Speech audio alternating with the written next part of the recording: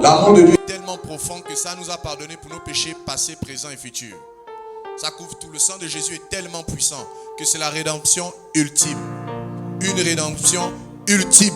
Peu importe ce qu'on a fait. Je dis le sang de Jésus. C'est pour nos péchés passés, présents et futurs. La Bible déclare que là où le péché abonde, la grâce de Dieu surabonde.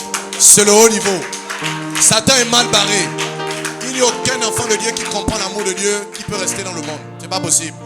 La Bible déclare ni les dominations, ni les puissances à venir, ni les profondeurs, ni un ange même du Seigneur. Rien ne pourra nous séparer de l'amour de Dieu manifesté en Jésus-Christ.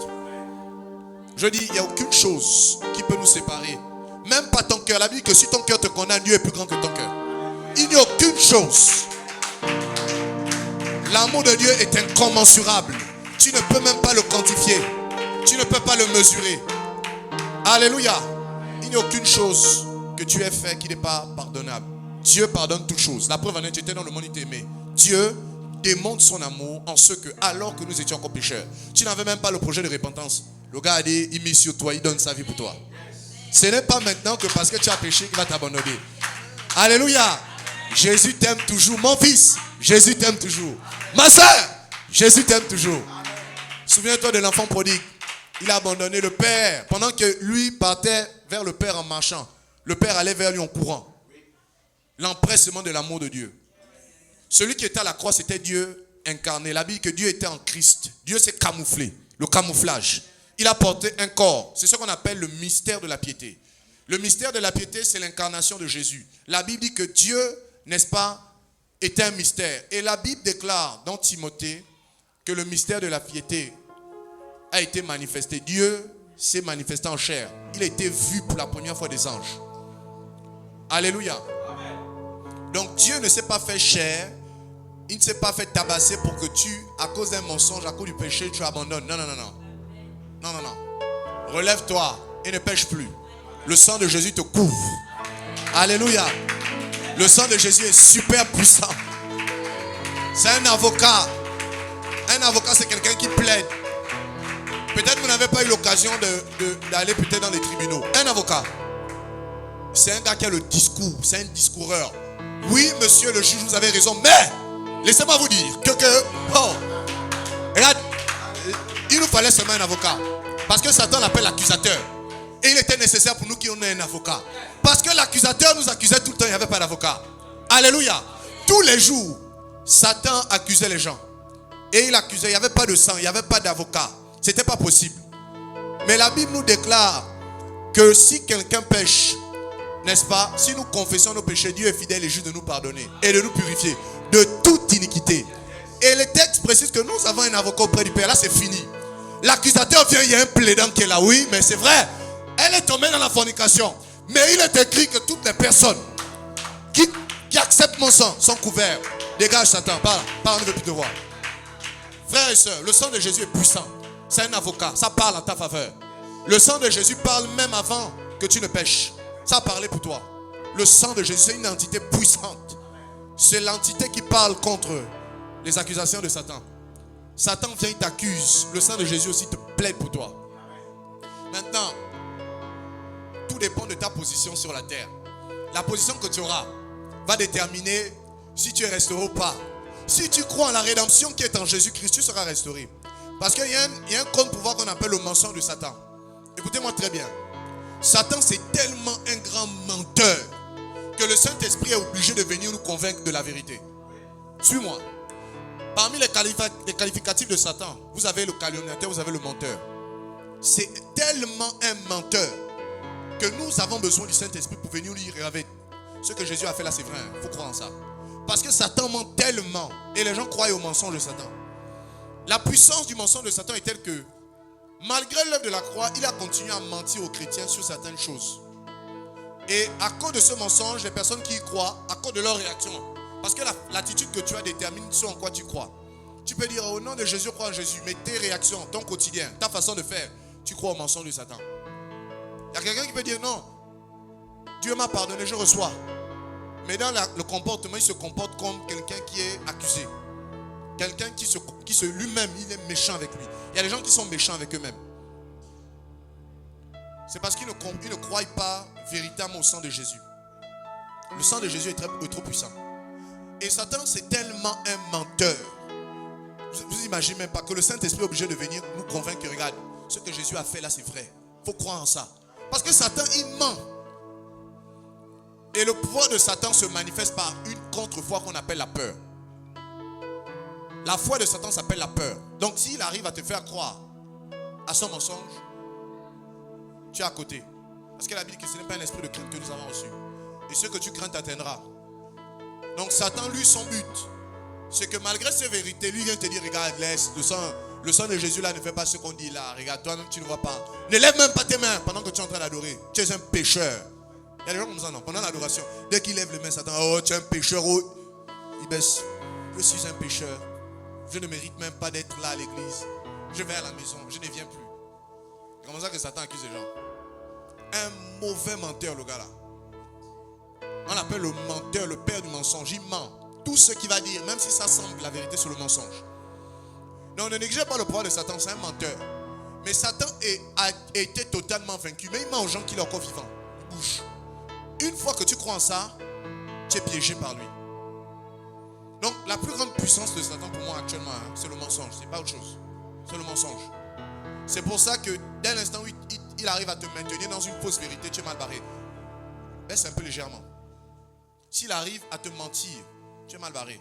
Regardez, je vais t'illustrer ça avec le pouvoir des médias ou l'IA. Qui se souvient, dans les réseaux sociaux, on a parlé d'une dame qu'une orque a dévorée. Qui se souvient? Qui a vu ça? Hein?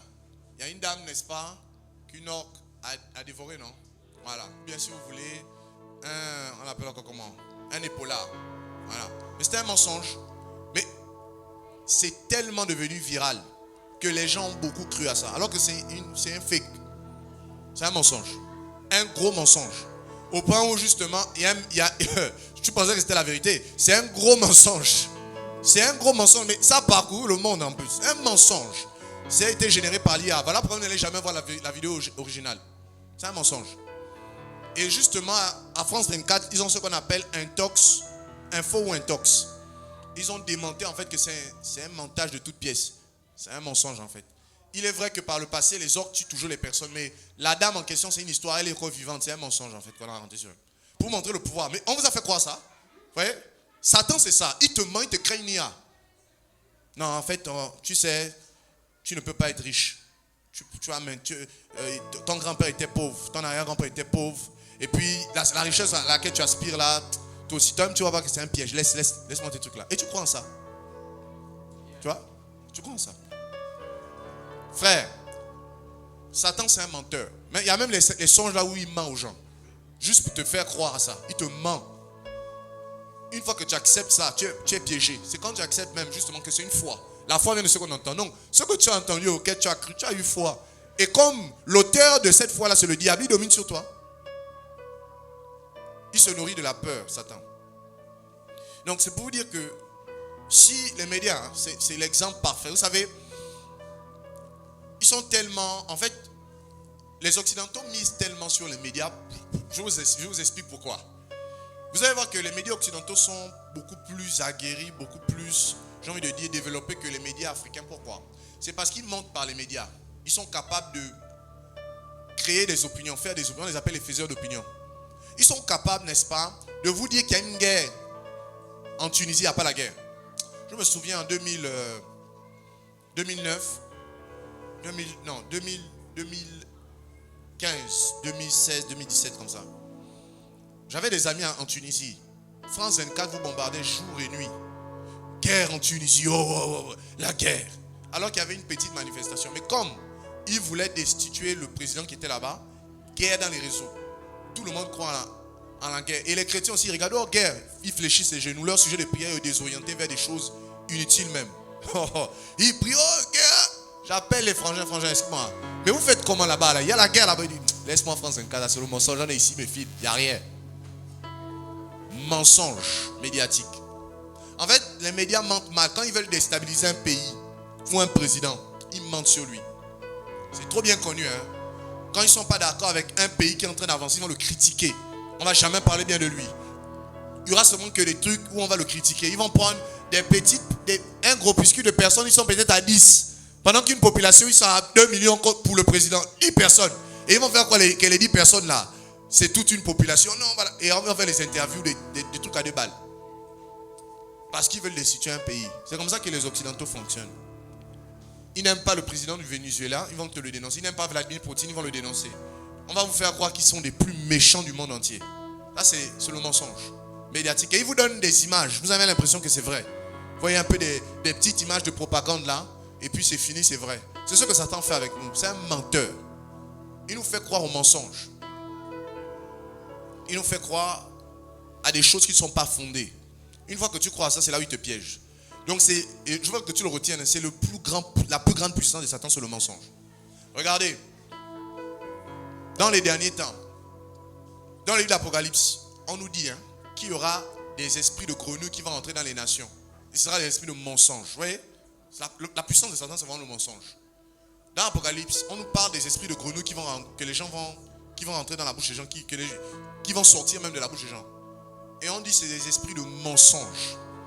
Est-ce que vous savez que l'antéchrist c'est une puissance de mensonge? Dans le livre des Thessaloniciens, la Bible déclare que Dieu va envoyer l'antéchrist parce que les gens n'ont pas voulu croire en la vérité. C'est une puissance d'égarement. C'est un esprit de mensonge. Les faux prophètes, ce sont les esprits de mensonge. Regardez dans le jugement que Dieu a envoyé à un roi qu'on appelle Akab.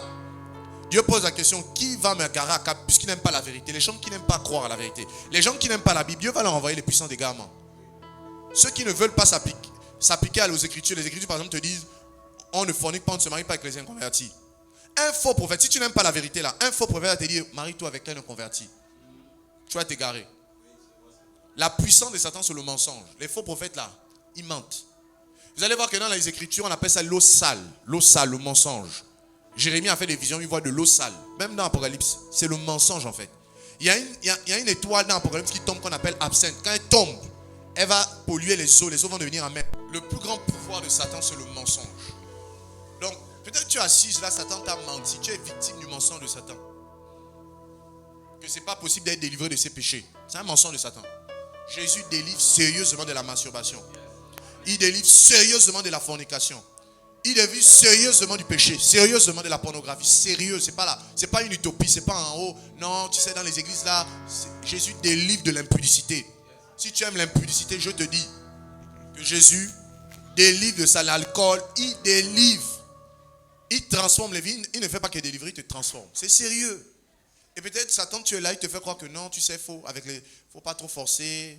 Il te fait croire un mensonge. Jésus délivre.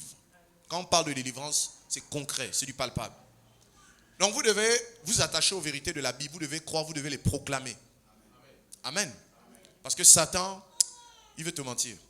C'est la plus grande puissance de Satan. Donc l'antéchrist, je disais que c'est une puissance d'égarement. Que Dieu libère parce que les gens n'ont pas eu l'amour de la vérité. C'est écrit comme ça dans Thessaloniciens. On dit à cause du fait que les gens n'ont pas aimé la vérité, Dieu leur envoie une puissance d'égarement. Alléluia. Et il y a Dieu qui posait la question, qui voulait égarer un roi. Parce que le roi n'aimait pas la vérité. Il y avait un prophète qu'on appelle Élie qui lui prêchait tout le temps la parole. Le gars n'aimait pas la vérité. Akab, il a posé la question aussi. Il a dit, qui va marcher contre Akab? Il y a un esprit de mensonge qui a répondu, moi, envoie-moi. Je serai un esprit de mensonge dans la bouche de ces prophètes. La puissance de Satan, c'est le mensonge. C'est pour ça qu'on dit même il va faire des prodiges mensongers. Matthieu 24. Il y a beaucoup de rêves là, c'est des mensonges. Un mensonge, le mensonge de Satan est tellement vrai que tu as l'impression que c'est réel. Je suis en train de te dire qu'il y a des choses que tu vis dans la vie réelle. C'est des mensonges de Satan. Si tu es captif de quoi que ce soit, même si tu sens ta captivité dans un péché, c'est un mensonge du diable. J'aimerais te dire ça. Je vais peut-être vous choquer aujourd'hui, je vais vous scandaliser. Vous savez ce qu'on appelle la vérité? La vérité, ce n'est pas la réalité. La vérité, ce n'est pas la réalité. Tu vis dans la réalité, dans le mensonge de Satan, il te mène dans la captivité. Tu vois même, mais Satan est fort. Je suis enchaîné dans la masturbation. C'est une réalité. Parce que tu es sous le mensonge de Satan depuis l'Antiquité. Depuis Adam, tu es sous le mensonge du diable. Quand je parle du mensonge, là, je parle même pas simplement de quelque chose qui n'est pas vrai dans le sens même palpable. Je parle de quelque chose qui peut être réel, mais qui n'est pas vrai. Si vous regardez, quand Jésus parle de la vérité, hein, ça vous choque. Hein. La vérité, selon Jésus, ce n'est pas la réalité par laquelle tu passes. Ce n'est pas parce qu'il y a une expérience. J'ai envie de dire même à quelqu'un, ce n'est pas parce que quelqu'un a utilisé des faux moyens pour réussir qu'il est dans la vérité. Hein. Il est dans la réalité. Si tu emploies des faux moyens pour réussir, tu es dans une réalité. Parce que la parole de vérité nous demande on nous montre comment il faut réussir. Voilà pourquoi au moment opportun, ta vérité, ta richesse va s'ébranler. Elle sera éprouvée par le feu. Frères et sœurs, la plus grande puissance de Satan, c'est le mensonge. C'est un menteur. Il est le père du mensonge. C'est comme ça que Jésus le définit. C'est un menteur.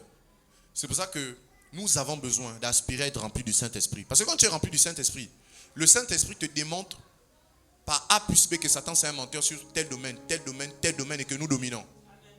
C'est ce que le Saint-Esprit vient faire. Il vient te remplir sur les vérités de la parole de Dieu. Il ne te remplit pas pour que tu partes seulement je suis rempli du Saint-Esprit, tu pars en brousse. C'est pas ça. Tu es rempli du Saint-Esprit pour être conduit dans les vérités de la parole de Dieu. À y demeurer. Alléluia. Donc frères et sœurs, on a véritablement besoin d'aspirer à être rempli du Saint-Esprit. Parce que lui, quand il vient, il t'ouvre les yeux, il te dit que regarde, ta manière de concevoir là, c'est un mensonge du diable. Tu ne dois pas penser comme ça. Et beaucoup d'entre nous, nous vivons hein, dans notre façon de penser, dans les mensonges de Satan. Parce que c'est la culture de ce siècle. La culture de mensonge. Alléluia. Donc je voulais poser ces choses pour vous dire qu'il faut croire en la vérité, la parole de Dieu. Il faut mettre tous vos espoirs en Christos. Alléluia. Vérité contre mensonge du diable. L'église, c'est l'appui et la colonne de la vérité. C'est là où se trouve la vérité. L'église de Dieu. Et les églises ne doivent pas prêcher le mensonge. L'église ne doit pas changer le message. On doit prêcher ce qui est écrit. Alléluia. Et c'est plus quand tu es sûr de ce qui est écrit que la vérité là commence à s'imposer sur ta vie. Alléluia. Donc la vérité est censée venir briser les réalités par lesquelles tu passes. La vérité, c'est que tout est accompli. Telestétai. Le but a été atteint. C'est-à-dire que tout ce que Dieu veut pour toi a déjà été atteint en Christ. Telestétai. Quand Jésus a dit à la croix, tout est accompli. C'est telestétai. Ça veut dire tout ce que je veux pour elle, enfin, en eu leur accomplissement pour moi en Christos. Tout. Il n'y a aucune chose que tu ne cherches qui n'existe pas en haut. La Bible déclare que nous avons été bénis de toutes les bénédictions spirituelles dans les lieux célestes en Christ. J'aime beaucoup en Christ. De toutes les bénédictions spirituelles. Je dis, hein, le texte est notoire. En termes de bénédictions, ceux qui n'aiment pas la richesse là, vous êtes mal barrés. Parce que le texte dit ceci. Nous avons été bénis de toutes les bénédictions. On n'a pas dit en partie. On a dit de toutes les bénédictions spirituelles dans les lieux célestes en Christ. N'est-ce pas? Ça veut dire quoi? Toutes nos ressources, d'accord? En fait, tout ce que nous voulons, nous les avons déjà. Mais il se situe où c'est? Au ciel. Or, Jésus a dit que quand vous priez, dites que ton règne, le règne, en fait, prier pour que le règne de Dieu vienne, c'est quoi? C'est que tout ce qui est au ciel descende sur la terre. Ça s'applique. C'est que toute la vérité qui est au ciel vienne sur la terre et que ça s'établisse. Alléluia. Amen. Retiens ça. Tu as été béni de toutes les bénédictions spirituelles en Christ dans les lieux célestes. Ça veut dire quoi? Où je te parle, ce que tu veux, tu l'as déjà en Christ. Amen. Et peut-être tu pries mal. Tu dis Seigneur, donne-moi. Mais en fait, tu as déjà reçu. Maintenant, toi, tu dois marcher tu dois être dans une démarche de vérité qui fait en sorte que les choses que tu as, tu les amènes sur la terre. Ça, c'est autre chose. Mais en vérité, tu as déjà tout. Tout ce que tu cherches. Je le dis pourquoi? C'est parce que nous tous là, vous êtes là, vous avez des besoins. On a des besoins, on a des réalités. Mais en fait, on possède déjà. On possède déjà ces choses en Christ. La vérité. Et quand je parle de ces choses, je parle de toutes choses. Je ne parle pas simplement de la richesse matérielle. Je parle également de la domination. Je parle également de la victoire même sur le péché, sur les réalités auxquelles nous faisons face actuellement. Nous avons toutes choses en Christ. Mais il faudrait que ça quitte le ciel et que ça s'établisse maintenant sur la terre. Alléluia. Mais ça vient comment? On avait déjà enseigné ça dans l'identification, dans le fait de s'identifier.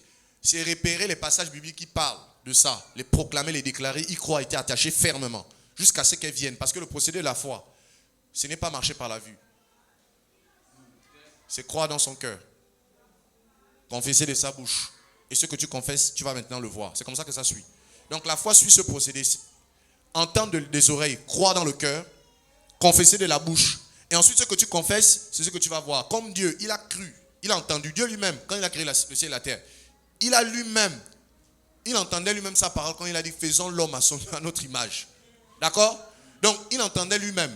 Ensuite, il a cru à ce qu'il a dit. Et qu'est-ce qu'il a fait? Il a proclamé. Et maintenant, vous assistez à la proclamation dans Genèse 1 quand il dit qu'il y ait les oiseaux qui soient dans le ciel. Et les oiseaux sortent comme ça, de ex nihilo. Donc, du néant, ils sortent. Qu'il y ait, n'est-ce pas, des herbes qui poussent sur la terre. Donc, Dieu lui-même, il a cru d'abord en ce qu'il a entendu. Et il a confessé. Et c'est la confession de ça qui a fait en sorte qu'il voie. Donc, la vue, c'est le plus petit niveau. C'est pour ça que Jésus a dit, heureux ceux qui croient sans avoir. Parce que c'est le plus petit niveau. C'est le plus petit. Dans le monde spirituel, la vue, c'est le dernier niveau. Dans le monde physique, la vue, c'est le premier niveau. Vous voyez l'inversion?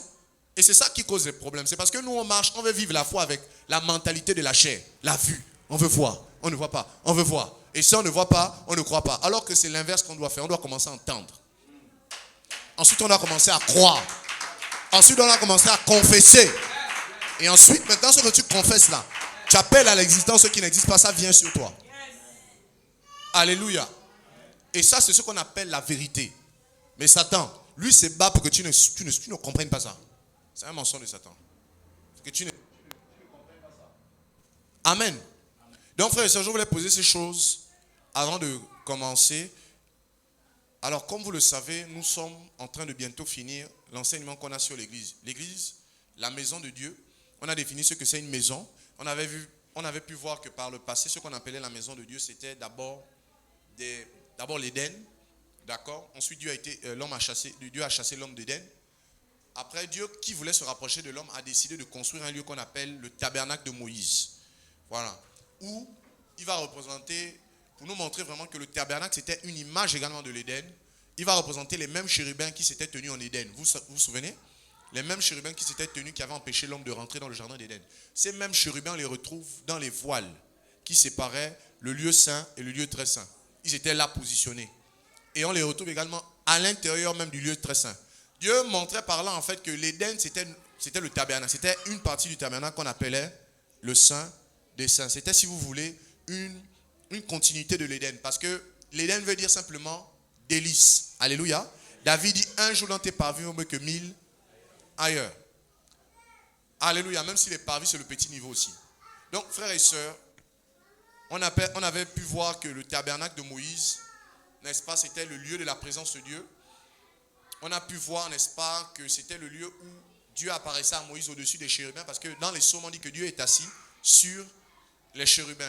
Et donc, c'est pour ça que Dieu avait demandé clairement à Moïse de pouvoir représenter son trône. Mais au début, il n'appelait pas ça trône. Hein.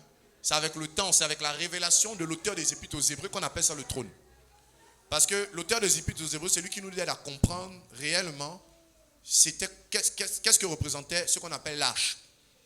Pour l'auteur des Épîtres aux Hébreux, l'arche, il est notoire que c'est ce qu'on appelle le trône de la grâce. Amen.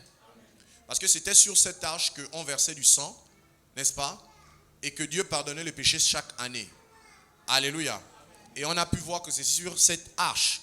Donc cette arche, autant pour moi, c'était le tombeau de Jésus, parce que le mot arche veut dire également cercueil. Vous vous souvenez, non? Le mot arche là, quand on dit il se baladait avec un cercueil, un tombeau. Donc ça montrait qu'il y avait quelqu'un qui devait mourir. Vous me suivez? Il y avait quelqu'un qui devait mourir. Donc comme c'était une ombre, eux-mêmes ils ne comprenaient pas pourquoi. Ah, mais on se balade avec un cercueil, pourquoi? Ils ne comprenaient pas, ils portaient un cercueil, comme un corbillard. Vous savez, le cercueil on le porte comme ça. L'arche de l'alliance, et Lévite portait ça comme ça. C'était un tombeau. Ça représentait le tombeau plus tard de Jésus. Voilà pourquoi le mot veut dire cercueil. Et c'était sur ça qu'on versait le sang. Et on a vu qu'il y avait 2 chérubins aux extrémités qui représentaient les anges qu'on a vus dans le tombeau de Jésus. 2 sur l'extrémité, une au pied, une à la tête. Alléluia. Et on a vu que le tabernacle de Moïse s'est transformé en ce qu'on appelle la tente de Siloé, dans le livre de Juges. Ensuite, la tente de Siloé s'est transformée en tente de David, ou le royaume davidique, en griffe, symboliquement. Ça part de l'église plus tard. Et ensuite, on a vu que la tente de David s'est transformée en quoi? En temple de Salomon. Sauf que Salomon, contrairement aux autres, il a eu une révélation supplémentaire. Parce que David était particulier. David, c'est vrai qu'on a l'habitude de dire, et je le dis clairement, on a l'habitude de dire que dans le passé, il n'y avait pas deux onctions mélangées. C'est-à-dire qu'on ne pouvait pas trouver un roi qui est à la fois sacrificateur. Ça n'existait pas. Parce que c'était séparé. Mais en vérité, David, quand vous regardez David, David était une préfiguration de Jésus. Et David faisait un peu ça. Parce que David rentrait dans le temple. David, à un moment donné, il était tellement proche. C'est lui qui a formé les Lévites, ceux qui étaient à côté. Pourtant, il était du royaume de Juda. Mais c'est lui qui a formé les Lévites en termes de chant. Vous voyez, il a impacté sérieusement la sacrificature. Il était dedans. Et la preuve en est que David lui-même, on nous dit qu'il portait souvent l'habit qu'on appelle un éphod. Pour ceux qui lisent les Écritures, vous allez rendre compte que l'éphod, c'est la tenue des sacrificateurs. Or, David portait ça. Donc, il y a des textes qui nous montrent en fait que ce David-là n'était pas seulement que roi, il fonctionnait déjà. Il avait compris la grâce. David vivait dans la grâce. Et il intercédait beaucoup, il priait, il devançait les veilles de la nuit. Donc, la manière dont David fonctionnait, c'était le roi le plus particulier, qui montrait qu'il avait comme une onction de sacrificature parce qu'il portait un éphod. Dans le passé, pour votre information, ceux qui portent ce qu'on appelle l'habit qu'on appelle l'éphod, ce sont seulement les sacrificateurs, même pas les Lévites. Or, David portait ça. Donc, ça montre que David, c'était une préfiguration de Jésus. Sauf que comme c'était encore caché, il ne pouvait pas manifester pleinement la souveraineté. Il ne pouvait pas être souverain sacrificateur. Mais c'est le même David à qui Dieu a dit, tu seras souverain sacrificateur selon l'ordre de Melchisédek. Et à laquelle la prophétie de Jésus s'accomplit. Parce que c'est d'abord à David que Dieu dit ça. Pour vous montrer que David était dans les prémices de la sacrificature. Alléluia. Donc David va recevoir une révélation. Plus qu'il était dans les prémices de la sacrificature. Et c'est à lui que la prophétie physique s'est annoncée. Selon laquelle je te fais roi, je jure par ma droite. Vous savez, il y a une différence entre ce qu'on appelle la loi et les promesses. Dans les promesses, c'est Dieu qui jure. C'est pour ça que les promesses que Dieu fait à une personne, ce sont des trucs qui ne vont jamais changer. Ce qu'on appelle, ça ne change pas. Si Dieu jure sur ta vie, personne ne va arracher ça. Or, la grâce, les promesses de la grâce, c'est comme si Dieu avait juré. Vous comprenez ça? C'est puissant. David dit, Dieu lui-même dit, je lève la main au ciel. On dit, le texte précise qu'il ne pouvait pas jurer par quelqu'un qui était au-dessus de lui parce qu'il n'y a personne au-dessus. Donc lui-même, il lève sa main, la droite de Dieu. Il lève sa main et il dit, je jure, je te fais sacrificateur selon l'ordre de Melchisédek, je le jure. Et on dit clairement que quelque chose qui est fait avec serment est supérieur à quelque chose qui est fait selon la loi. Le serment, c'est quand Dieu lui-même s'engage. Vous savez, quand les patriarches s'engageaient, Abraham, le croyant, il lève sa cuisse, c'est un doyen. Imaginez quelqu'un de 130 ans, il lève sa cuisse comme ça, là, et il demande à son comment on appelle ça, son serviteur, mets ta main sous ma cuisse. Jure. Quand un serment, c'est quelque chose qui est puissant. Et Dieu a dit à David, je jure, je te fais sacrificateur selon l'ordre de Melchisédek. Et il voyait Christ derrière David. Et qu'est-ce qui va se passer? Les textes nous montrent que David avait reçu des informations complémentaires sur comment le temple devait. Parce qu'avant sa mort, il a appelé Salomon, il a dit, écoute Salomon, je vais te transmettre tout ce que le Seigneur m'a montré dans mon esprit. Le texte précise comme ça. Dans mon esprit, il avait des choses dans son esprit. Et il a fait sortir les choses de son esprit et il a donné à Salomon. Il a dit, regarde, voici ce que tu dois faire, Salomon. Et quand on voit comment Salomon a construit le temple, on comprend qu'il y avait une révélation supplémentaire à celle de Moïse. Laquelle? Première révélation, la première différence, c'est que là où Moïse avait 2 chérubins, Salomon avait 4 chérubins. Et ça nous parlait déjà des 4 êtres vivants que Jean a vus dans l'Apocalypse. Amen. Il y avait 4 chérubins. Il y avait 2 qui étaient sur l'arche et 2 qui étaient sur le côté qui couvraient à la fois l'arche et à la fois les autres chérubins. 4. Parmi l'autre révélation, c'est que dans le texte de Moïse, on nous montre, dans le texte autant pour moi de Salomon, on montre que même dans le lieu saint, en fait, il y avait les anges. Salomon a dessiné dans le lieu saint des anges qui étaient sur les murs. Il a dessiné des chérubins, des ailes, il a dessiné plein de trucs qu'on voit souvent dans les visions, les aigles, machin. Quand tu vois les visions là, souvent tu es dans le lieu très saint. Le lieu saint plutôt, autant pour moi. C'était ceux qui étaient sur les murs. Les aigles, les léopards, le lion, d'accord, les anges. Alléluia. Amen. Et quand on commence à faire des visions, en fait, ça nous montre qu'on est dans le lieu saint. C'est un deuxième niveau, c'est un bon niveau quand même. Amen. Amen. Vision des aigles, tout ça, c'est le lieu saint. C'est là où il y avait les aigles partout sur les murs. Les fleurs, les lys des champs. Quand tu vois les lys, tu fais une vision, tu vois les lys. C'est le lieu très saint. Parce qu'en fait, sur le lieu très saint, il y avait les lys, il y avait les pommes, il y avait plein de trucs, il y avait des fruits, il y avait des fleurs également. Dans le lieu très saint. Amen. Et plus tard, on a vu que le temple de Salomon s'est transformé en ce qu'on appelle le temple d'Esdras. Parce que le temple de Salomon en 586 va être rasé. Ça va se transformer en temple d'Esdras. Tout ça, on appelle ça la maison de Dieu. Sauf que le temple de Salomon avait la particularité de se faire appeler Bet Amikshdak. Ça veut dire la maison de la sainteté. C'est comme ça que le temple de Salomon, c'est comme ça qu'il s'appelait. Donc le temple de Salomon est devenu le temple d'Esdras. Parce que le temple de Salomon en 586 va être détruit par les Babyloniens. Et 70 ans plus tard, on va le reconstruire. Et au 2e siècle, Hérode va l'agrandir. Hérode, le grand, va décider, au 1er siècle, autant pour moi, décider d'agrandir le temple. Et il va mettre de l'or sur le temple. Ça va devenir l'une des 7 merveilles du monde. Si vous tapez même, vous allez voir qu'en fait, le temple, à l'époque de Jésus, c'était l'une des 7 merveilles du monde. Il n'y avait pas beaucoup, il n'y avait seulement que 7 merveilles. Les 7 merveilles du monde, ce sont des constructions antiques qui ont dépassé l'entendement des scientifiques modernes aujourd'hui. Au point où ils ont dit que c'était les 7 merveilles. C'est tellement bien fait, d'accord, que on a classé ça, selon l'UNESCO, comme 7 merveilles du monde. Donc parmi les 7 merveilles du monde, il y avait le temple. Il y avait également une pyramide particulière. En Égypte, il y avait un peu des constructions. Il y avait les jardins de Babylone, construits par le roi Nabuchodonosor. Donc il y avait des trucs comme ça. Et le temple de Salomon, c'était tellement une merveille architecturale qu'on a classé ça 7 merveilles du monde. Parce que quand le soleil brillait, ça frappait le temple et l'or, ça brillait. Vous voyez? Quand le soleil au temple était à midi. Donc ça frappait le temple et ça brillait. C'est à ce moment même justement que les disciples sont venus voir Jésus. Ils ont dit que, regarde le temple, vraiment c'est bien construit. C'est là où Jésus a commencé à leur enseigner la fin des temps. Il a dit, je vous dis, il sera détruit, il sera rasé. Ce temple-là, cette génération ne passera pas que tout sera détruit. Et on a pu voir que le temple justement d'Hérode, quand Jésus arrive devant les pharisiens, il dit, détruisez ce temple et en 3 jours je vais le relever. Il parlait du temple de son corps. Donc là, à ce moment, il y a une transition qui se fait. Jésus est en train de nous montrer par ses déclarations qu'en fait, le temple, c'est maintenant lui. Le temple a toujours été, en fait, Dieu a toujours voulu habiter dans ce que lui-même il a construit. Ésaïe le prophète avait déjà annoncé ça. Le ciel est mon trône. Le ciel, c'est là où je suis assis. Le ciel, avant que ça soit un endroit où on parte, c'est un trône, là où Dieu est assis. C'est ce qu'on appelle le ciel. Le ciel est mon trône. La terre est mon marchepied. Quelle maison pouvez-vous me bâtir? En quel lieu puis-je habiter?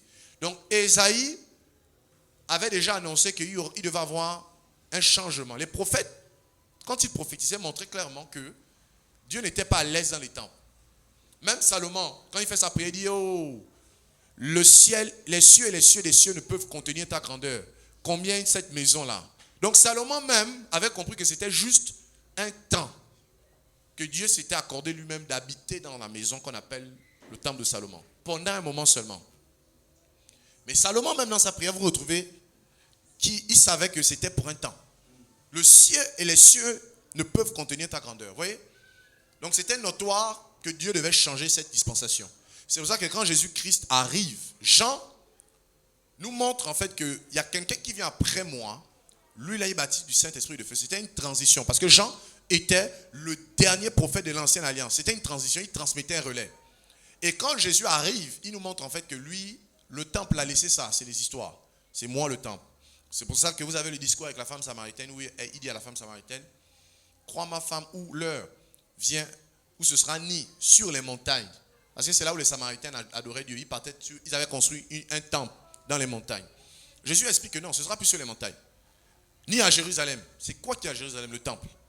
Donc Jésus montre que le temple de Jérusalem, le temple des Samaritains, c'est fini. L'heure est déjà venue où les adorateurs adoreront Dieu en esprit et puis en vérité. Amen. L'esprit et la vérité, c'est une atmosphère, mais c'est également une personne. Jésus a dit, je suis la vérité. Le Saint-Esprit, on l'appelle également l'Esprit de Christ. Vous savez ça? Donc l'Esprit et la vérité, c'est d'abord Jésus encore lui-même. Jésus est particulier, il est tellement particulier que c'est que, même quand il s'annonce de manière parabolique. Il parlait de lui-même. Il parlait d'un mouvement. L'Esprit et la vérité, c'est le corps de Jésus d'abord. C'est l'Église, l'appui et la colonne de la vérité physique sur la terre. Et dans le ciel, c'est la tête de Christ lui-même. Donc, frères et sœurs, je prends la peine de brosser tout ça pour vous dire que la maison de Dieu, dans la dispensation dans laquelle nous sommes, je le précise, c'est l'église. Amen. L'église est la nouvelle maison de Dieu, puisque l'église, c'est le corps de Jésus. Nous sommes le corps de Christ. Nous sommes les membres de son corps. Et je vous ai expliqué que si on s'en tient à ça, si nous sommes le corps de Jésus, on était dans le tombeau. Vous vous rappelez, on était dans le tombeau, on avait fait cet exemple. N'est-ce pas? On a vu qu'il y avait un ange à la tête, un chérubin, n'est-ce pas? Et un autre ange au pied. Qui se souvient d'abord? Ça, c'était là où le corps de Jésus était, n'est-ce pas? Maintenant, je vous ai demandé de redresser un peu le corps, mettons-le en vertical.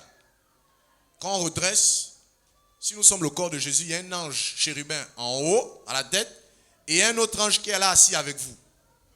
Chérubin, là je parle de chérubin.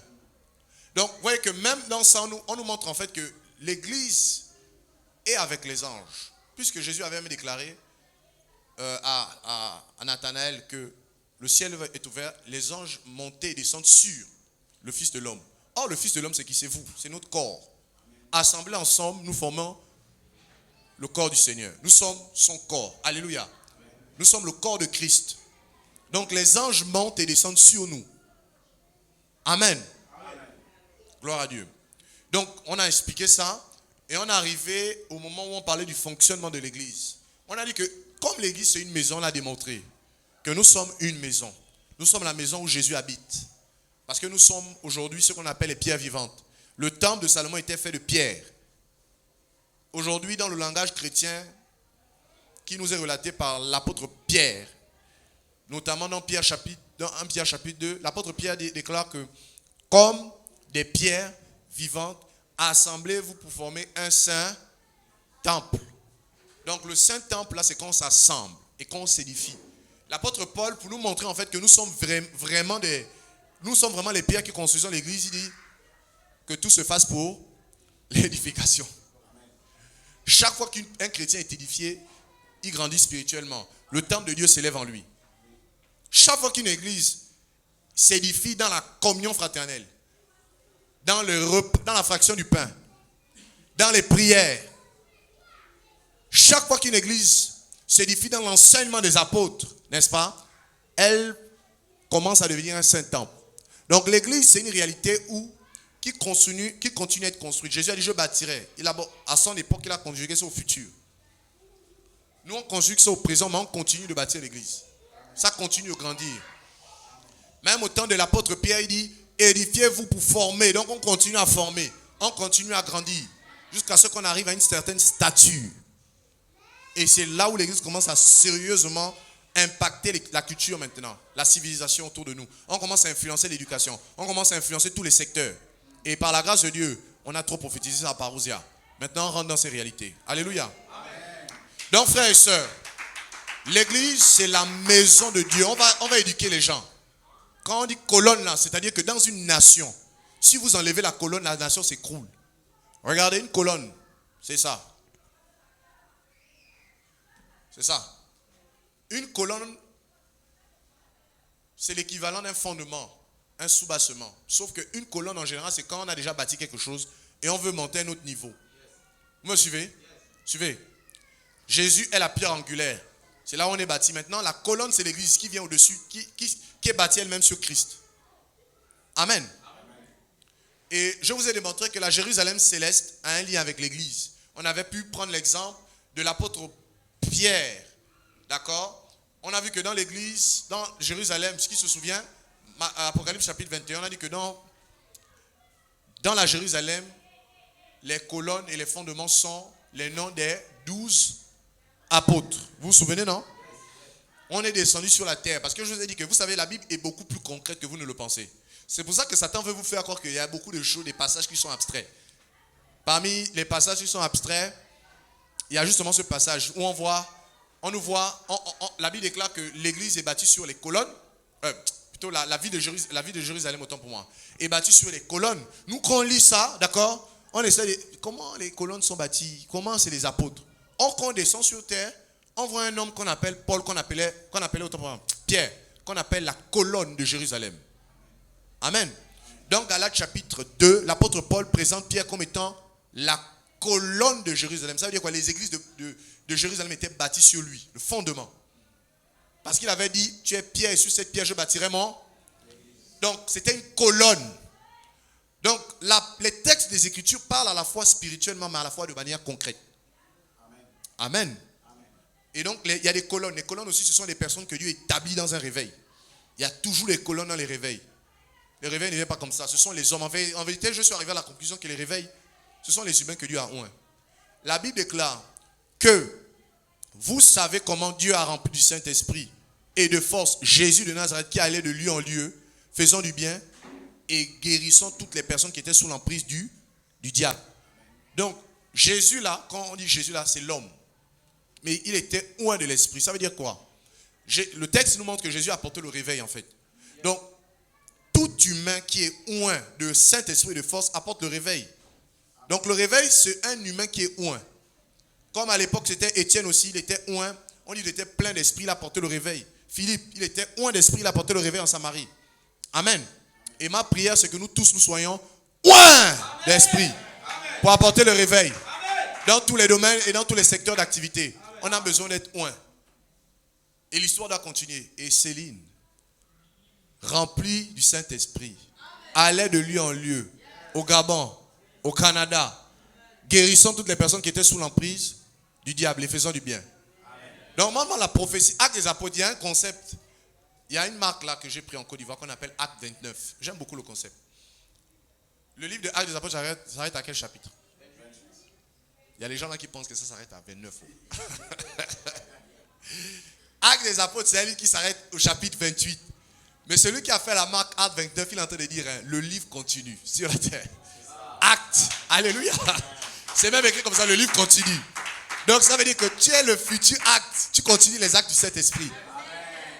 Amen. Moi j'ai commencé à sortir de la pensée où le réveil n'a qu'à venir. Le réveil est déjà là en fait. Il y a des gens qui ont le réveil. Ça n'a jamais quitté la terre. Il faut les trouver seulement, c'est tout. Amen. Cette conception, le réveil est où? C'est faux. Je ne suis plus dedans. Le réveil est sur la terre. Les gens attendent que les gens qui ont le réveil meurent pour dire, oh non, c'était un oint, il a disparu. Il y a des gens qui portent le réveil qui sont là. Oui. On les appelle les cornes. Au Nigeria, en Côte d'Ivoire, Jacques Amessan. Oui, il y a le réveil. Oui, il y a le réveil. Alléluia. Donc il faut arrêter aussi cette hypocrisie là. Non, on cherche le feu. Il y a le feu. C'est faux, il y a le feu. Il faut aller prendre. Alléluia. Oh, les choses, vous savez les guérisons. Il y a les guérisons. Oui, il y a les gens qui guérissent du sida même. Du cancer. Des tumeurs du cerveau. Oui, c'est vrai. Maintenant, allons-y prendre le réveil. Là où les gens là sont. Au temps de Jésus, il fallait se mettre dans le lieu là où Jésus était. Puisqu'on dit, il allait de lieu en lieu. Donc, si tu es dans le lieu là, tu es guéri. Donc, aujourd'hui, il faut aller se mettre dans les lieux où les gens ont le réveil. Et tu es bouleversé aussi. Amen. Au temps d'Apocalypse, on les appelait les cornes. On dit l'agneau a 7 cornes. Quand tu lis ça, tu as l'impression que c'est seulement spirituel. Mais en fait, les 7 cornes là, c'était les 7 églises de l'Asie mineure. C'était les colonnes, c'était les cornes de l'agneau. C'était l'endroit où l'agneau manifestait son autorité par rapport à toute la sous-région du monde. À l'époque là, Éphèse, un gars comme Paul, il avait tellement travaillé là-bas que c'était la première corne. Paul avait tellement travaillé à Éphèse qu'il avait converti presque toute la ville. C'était devenu une colonne. C'était devenu un centre missionnaire de réveil. Et après, ça a affecté toutes les autres provinces. Et c'est devenu les 7 cornes de Jésus. Or, les 7 cornes de Jésus, c'est des places. C'était à l'époque, c'était d'abord Jérusalem. Après, ça a quitté Jérusalem. C'est venu en Asie mineure, dans la partie où il y a Thessalonique, pas Thessalonique, Laodicée, n'est-ce pas, Éphèse, toute la région là. C'était là où se trouvaient les 7 cornes de Jésus. C'est-à-dire que c'était le lieu où si tu veux une guérison, va là-bas. Parce qu'il y a les cornes là-bas. C'est là où l'église était implantée sérieusement. Il y avait un niveau de compréhension et de connaissance des Écritures qu'ils avaient déjà atteint. Si vous regardez le livre d'Éphèse, c'est j'ai envie de dire, c'est le haut niveau. Hein. Le livre d'Éphèse, c'est le haut niveau. Hein. Paul enseigne des choses terribles dedans. Parce que Paul a beaucoup insisté dans Éphèse. Il a beaucoup bâti. C'est là où Paul a démantelé l'ADN des Éphésiens. Il a combattu les bêtes à Éphèse. Le combat à Éphèse que Paul a mené était tellement rude qu'une fois qu'il avait remporté ça, toute la ville était à ses pieds. Et c'est eux qui vont apporter un réveil. C'était le centre missionnaire de réveil. Donc ils vont impacter les autres villes aux alentours là. Éphèse. Voilà pourquoi Dieu, le reproche qu'il fait, il dit que ce que j'ai contre toi, ce n'est pas parce que tu es dans le péché. Hein. Ce que j'ai contre toi, ce n'est pas parce que tu ne prêches pas l'évangile. Ce que j'ai contre toi, ce n'est pas parce que tu démantèles pas les faux prophètes ou les faux apôtres. Il démantèlait. Mais c'est que tu as oublié ton premier amour. C'était ça le reproche. C'est qu'il travaillait, il continue à travailler. Mais il n'était plus dans le premier amour. Par contre, les autres étaient dans les trucs compliqués. À part il y a deux églises à qui Jésus n'a pas fait de reproche. C'est Philadelphie et puis Smyrne, je pense. C'est les deux là. Amen. Et ensuite, le réveil s'est déplacé. Ça a quitté Éphèse. Boum. Je vous passe l'histoire. On arrive, on est en Angleterre. Les 7 camps de Jésus se trouvaient en Angleterre. C'est là où il y avait les plus grands revivalistes. Ce qu'on appelle le Royaume-Uni. La plupart, plus de 80% de ceux qui ont emporté le réveil, c'était les gens de l'Angleterre. Ils étaient nombreux là-bas. Hudson Taylor, ils étaient nombreux. Les Écossais, là, tout ça c'est le Royaume-Uni. Les Écossais qu'on appelle Evan Roberts, tout ça. C'était l'endroit qui apportait le réveil dans toutes les provinces. Dans toute l'Europe. C'est eux qui partaient dans le monde faire les missions. Hudson Taylor va aller en Chine, va commencer à envoyer le feu en Chine. Certains missionnaires vont arriver en Afrique. C'est eux qui vont se disperser comme ça partout. Les missionnaires anglais. Ensuite, vous savez quoi? La reine d'Angleterre, Jézabel, va se lever, va persécuter les chrétiens. Ils vont aller coloniser l'Amérique. Regardez, les chrétiens persécutés qu'on appelle les chrétiens évangéliques là. D'accord? Sous la persécution. À l'époque, c'était John Wesley. Quand ils vont quitter, ils vont aller peupler les Amériques. Quand ils vont peupler l'Amérique là, ils vont commencer à évangéliser le coin. L'Amérique va devenir riche très rapidement. En fait, l'histoire oublie que les Américains, s'ils sont encore après 4 siècles les plus riches du monde, c'est d'abord parce que je ne parle pas des autochtones. Les autochtones, on sait que c'est les Amérindiens. Mais ceux qui sont allés coloniser, ceux qui sont allés maintenant s'installer, c'était les chrétiens qui fuyaient les persécutions.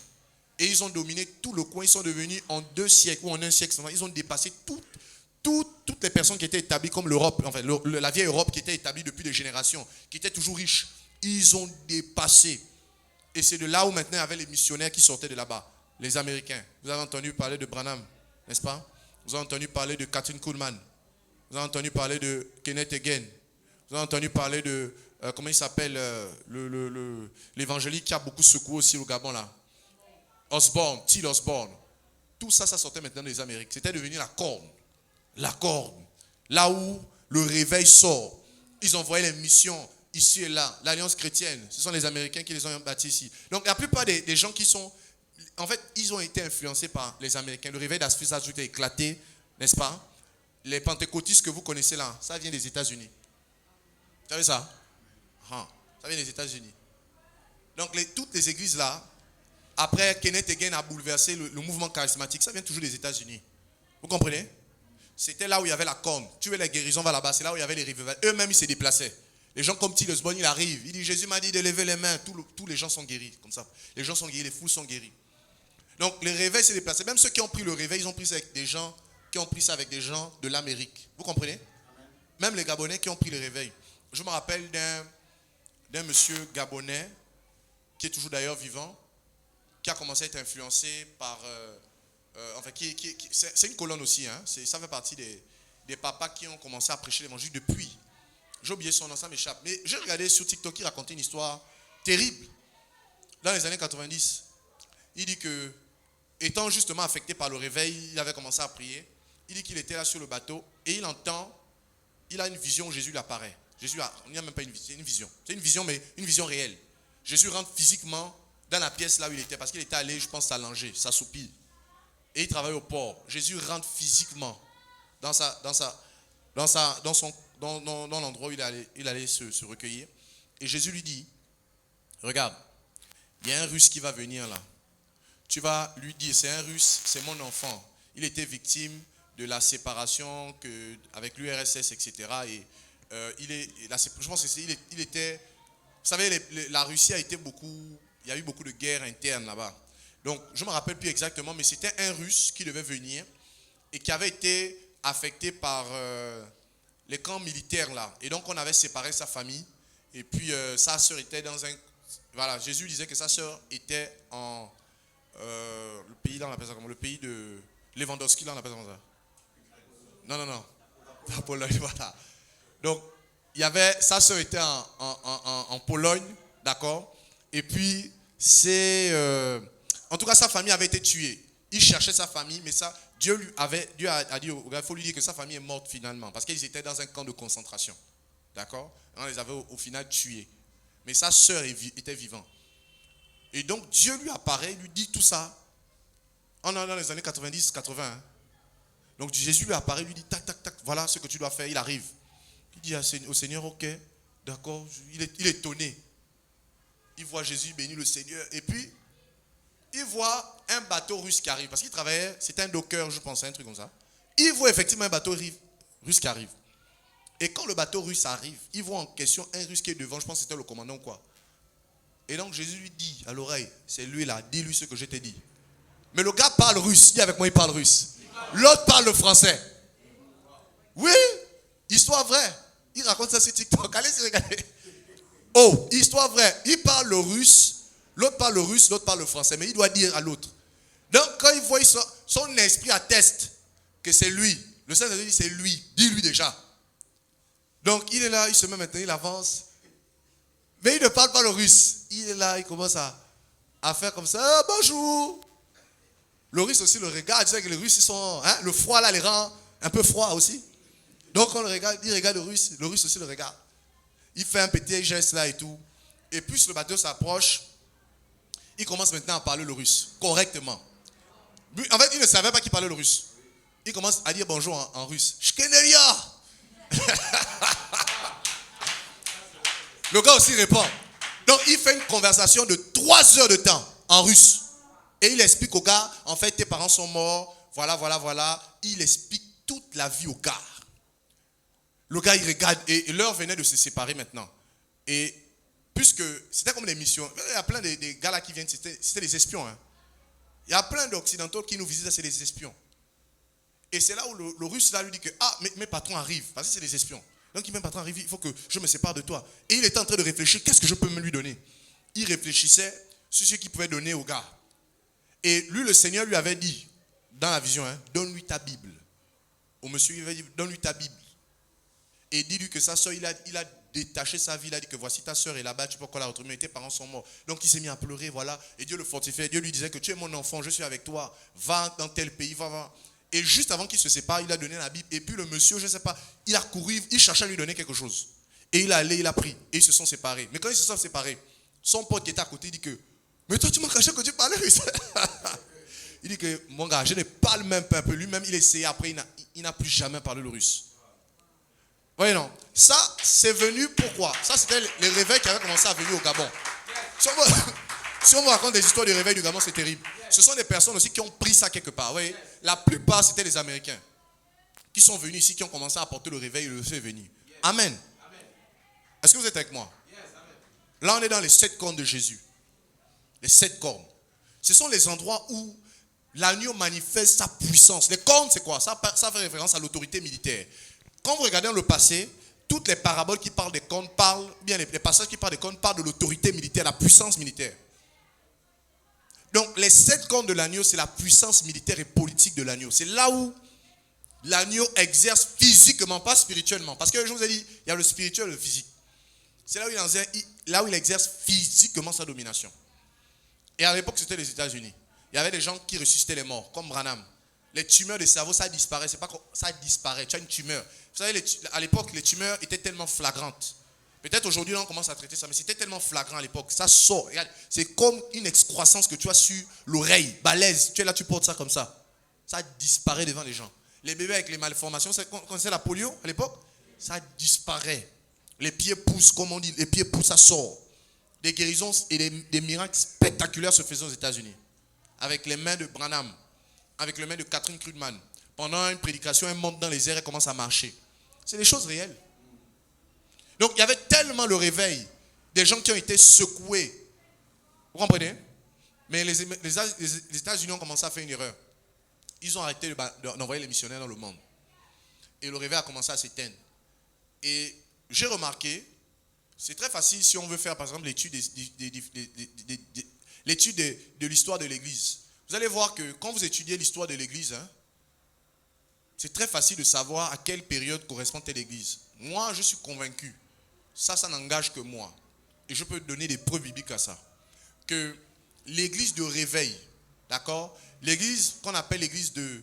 En fait, il y a une église qui était très très forte que j'ai identifiée. Elle a commencé dans les années 1700. Elle s'est arrêtée dans les années au 20e siècle. Avant de parler maintenant au 21e siècle.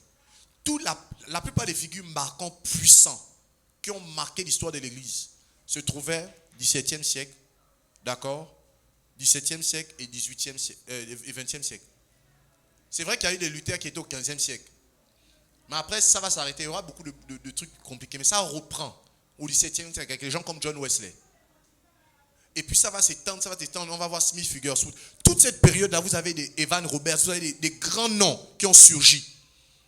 Et comme pour revenir à l'Amérique, quand ils vont commencer à arrêter de financer le réveil, le réveil va commencer à s'arrêter aussi. Et des grandes figures qui représentaient le réveil vont commencer à mourir. T. Osborne, Kenneth Hagin vont commencer à mourir. Kenneth Hagin, je pense qu'il meurt en 2003, 2005.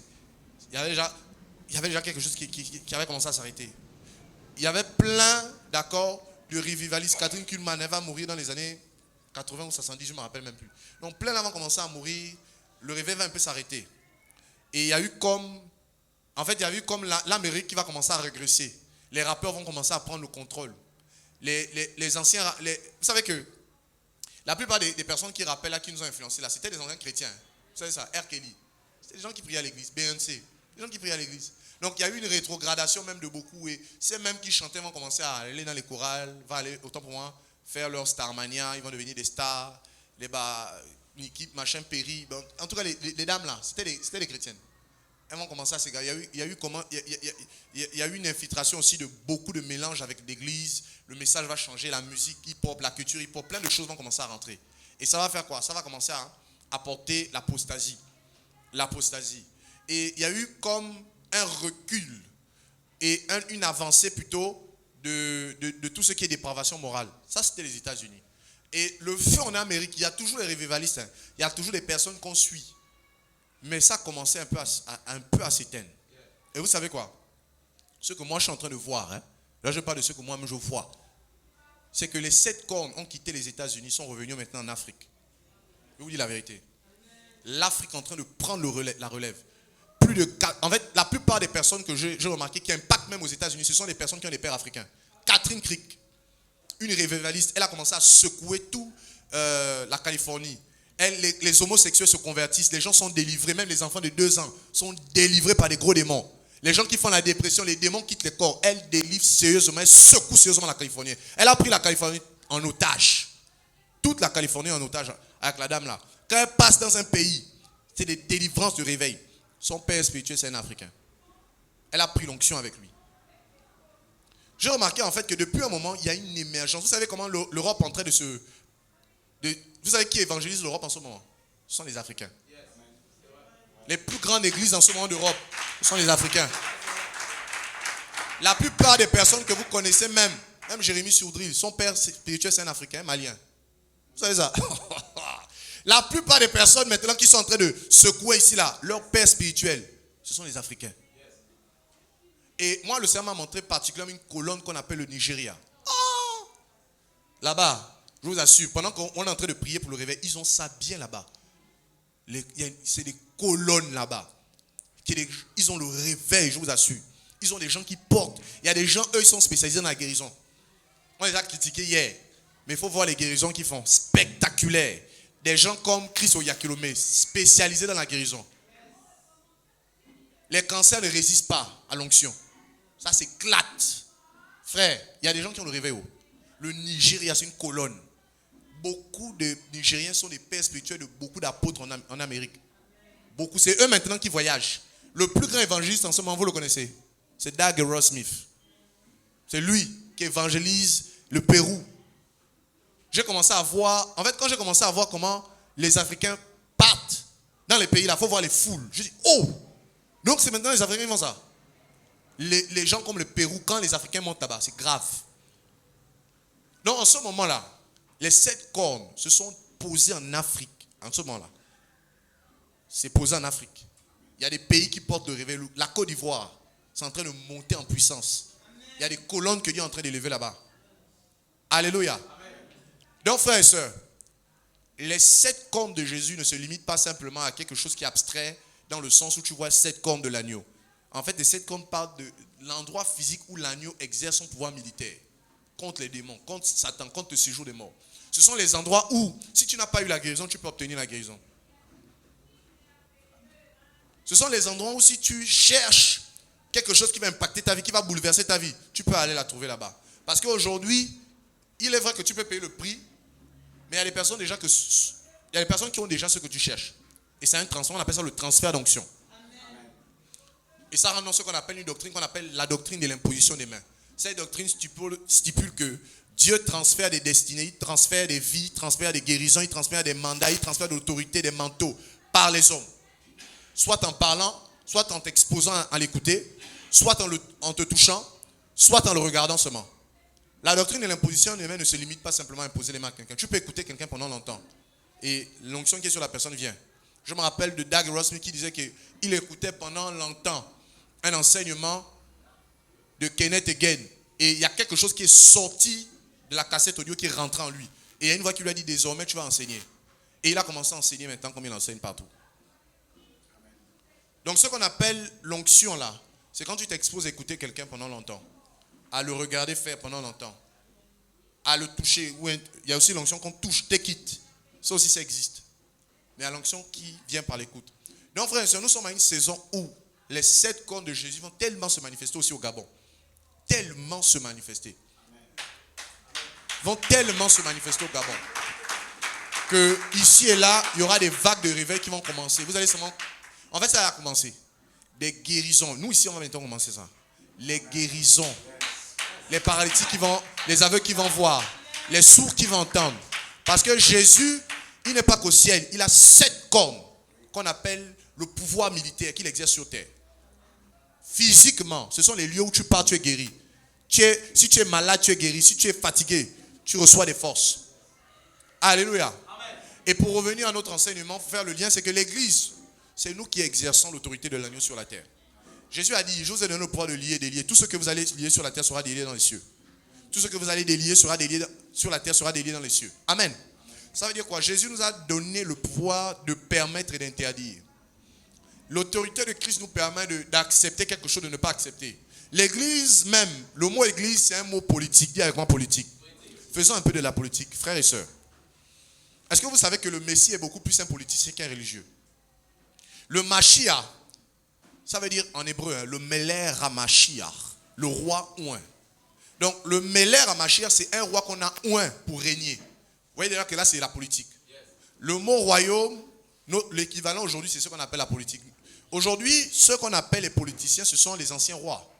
Parce que ça a changé, on est maintenant dans les démocraties, on ne les appelle plus les rois. On les appelle maintenant les politiciens ou bien les autorités. Mais en vérité, c'est parce qu'on est devenu des républiques, comme on est devenu des républiques, que le mot utilisé, approprié pour parler des autorités, ce n'est plus le roi. C'est maintenant des politiciens. Donc un politicien, c'est quelqu'un qui exerce son pouvoir, sa juridiction dans la cité. Or, l'ecclésia, c'est un mot politique. Quand Jésus a dit, tu es pierre, et sur cette pierre je bâtirai mon église et les portes du séjour des morts ne prévaudront point. En fait, l'église, ce sont les politiciens de Jésus. Nous sommes des politiciens avant d'être des religieux. Voilà pourquoi, dans la configuration de Christ, on nous appelle les rois sacrificateurs. Roi, c'est la politique. Sacrificateur, c'est maintenant, ça renvoie aux religieux. Donc, l'ecclésia, ce sont l'ensemble des personnes qui ont cru en Jésus et qui décident des affaires de la cité. C'est ce que ça veut dire, ecclésia. Il y a un héros qui appelait les gens et puis les personnes qui étaient de la cité sortaient de la cité, ils partaient dans un coin et ils commençaient à discuter. Bon, regarde, dans la cité là, on va commencer à mettre le goudron. Ok, on va mettre le goudron. Bon, je trouve aussi que les caniveaux là, on doit les resserrer un peu pour faire un peu plus d'espace. On va construire les cités. C'est ce qui se passait avant que Christ ne vienne. Maintenant, quand Christ vient, il utilise le même concept, mais pour les choses célestes. Ça veut dire quoi? Je suis en train de vous dire que, en fait, chaque fois qu'il y a une église dans un pays, l'église est la première assemblée nationale du pays. L'église est la première nationale, autant pour moi. C'est nous qui devons permettre et interdire certaines lois. Et c'est quand on prend des décrets maintenant qu'on influence, que les députés commencent à être influencés à prendre, on doit prendre la décision aussi de commencer à goudronner toutes les routes. C'est parce que déjà l'église s'est organisée en secret. On a commencé à déclarer, on lit désormais, tout l'environnement va être goudronné. Et tu vois des personnes qui sont assemblées comme ça, il y a quelqu'un qui se lève qui est inspiré, l'inspiration du Saint-Esprit descend sur lui. Bon, désormais on va goudronner toutes les routes. Quand l'église décide, bon, désormais on industrialise tout le pays, tous les secteurs doivent être industrialisés, on décide, on déclare, bam! Je vois, décision, comment on appelle ça? Arrêté ministériel de tel. Désormais, toutes les administrations sont tenues décrets, sont tenues de faire quoi? D'industrialiser tous les secteurs. Rien ne sort comme ça, tout se transforme sur place. Mais ça là, ça vient de quoi? Ça vient de l'église qui déclare. Priez pour la nation dans laquelle vous êtes, car votre bonheur, hein? On regarde, on voit que dans l'assemblée, il y a trop les chômeurs, on s'assoit, on commence à déclarer des choses. Qu'on déclare comme ça là, il y a des emplois, des offres d'emploi qui commencent à se créer. Maintenant, allez seulement déposer vos CV. Et quand vous allez déposer vos CV là, vous êtes les premiers qu'on va prendre. Vous savez pourquoi? Vous êtes légitimes. Donc, si vous entendez qu'on a créé des emplois, ne vous négligez pas, allez-y postuler, je vous dis la vérité.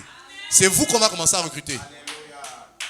Les anges vont dire que, les anges, hein, quand on va déposer ton dossier, on va balancer les autres dossiers, c'est d'abord lui, parce qu'il a prié pour ça, c'est lui d'abord. Premier à être servi. Alléluia. Amen. Donc frères et sœurs, qu'est-ce qui peut résister à l'église? Aucune chose. Parce que tout pouvoir nous a été donné. C'est nous qui prenons les décisions. On a pris une décision la dernière fois, non? D'industrialiser un secteur. J'ai vu quelque chose comme ça. Je ne sais pas, c'est Yasmina, tu as balancé quelque chose comme ça. J'ai regardé rapidement, je ne me suis pas vraiment arrêté. Mais j'ai entendu dire que c'était quoi? C'était quel domaine? Voilà, on a parlé de la transformation du pétrole. J'avais déclaré ça, non? Ça fait 2 dimanches. C'est ça, non? J'avais déclaré transformation du pétrole à tous les niveaux. J'ai même cité tous les niveaux. J'ai parlé du plastique. J'ai parlé du kérosène. J'ai parlé du diesel. J'ai parlé de l'essence. J'ai parlé de tous les dérivés. J'ai commencé à déclarer même augmentation même des capacités de transformation. J'ai parlé même d'une autre usine de transformation de pétrole de tous les de tout pour créer de l'emploi. Et j'ai curieux parce qu'aujourd'hui j'ai entendu 900 emplois dans le pétrole. Oui. Il faut aller postuler autant pour moi. Allez-y postuler. Allez-y postuler. Alléluia. Donc l'église en vérité, rien ne résiste à l'église. Même quand il y a quelqu'un qui nous embête. Regardez, l'apôtre Paul est clair à ce sujet. Paul dit à quelqu'un que regarde, il y a quelqu'un qui fait le désordre là. Moi j'ai déjà jugé. Mettez-le dehors. Et on va le livrer à Satan. Paul utilise une expression qu'on appelle livraison à Satan. Suivez-moi. La livraison à Satan, c'est quoi? Je m'arrête là, je ne savais pas. Je m'arrête juste avec cette expression. La livraison à Satan, c'est quoi? La livraison à Satan, c'est lorsque on décide d'enlever une autorité. En fait, on décide d'enlever volontairement la couverture de protection que l'Église apporte aux gens sur les individus. Vous comprenez? Quand on décide maintenant d'enlever cette couverture, on livre quelqu'un à Satan.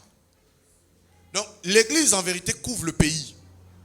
Tout le pays du Gabon là est couvert par ce qu'on appelle l'Église. Il y a des choses qui n'arrivent pas à la nation. Parce qu'il y a certaines choses qui ne peuvent pas arriver à la nation à cause de l'Église. Maintenant, quand on décide d'enlever à un individu la couverture, là, c'est ce qu'on appelle livraison à Satan. Pour que Satan fasse ce qu'il veut à la personne. Ça veut dire quoi? On enlève cette protection. On dit maintenant, bon, écoute, tu n'as plus la protection, la couverture spirituelle de l'Église, Satan, attaque-le. Et Satan n'attend qu'attaquer les gens. Et pour illustrer comment Satan attaque, il faut regarder le livre de Job. En une seconde, c'est comme si tu lances un caillou en l'air. Satan a tout détruit dans la vie du gars. Satan, quand il attaque, il ravage tout. On l'appelle le voleur, qui égorge et qui dévore. Et quand on enlève la protection à une personne comme ça, là, sa vie, en une fraction de seconde, c'est des mots qui viennent seulement sur sa vie. Amen. Donc l'Église a l'autorité. On a un pouvoir terrible. Ils ont levé la couverture à Hérode. Est-ce que vous savez ça? Il y a un Hérode dans la Bible. Parce qu'il a voulu tuer Pierre.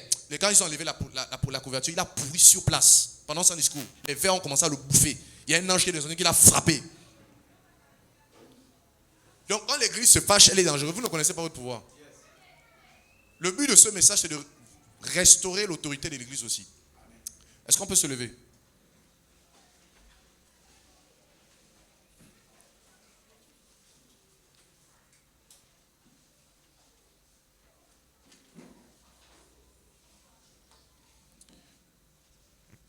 tu vas prier pour 2 sujets de prière.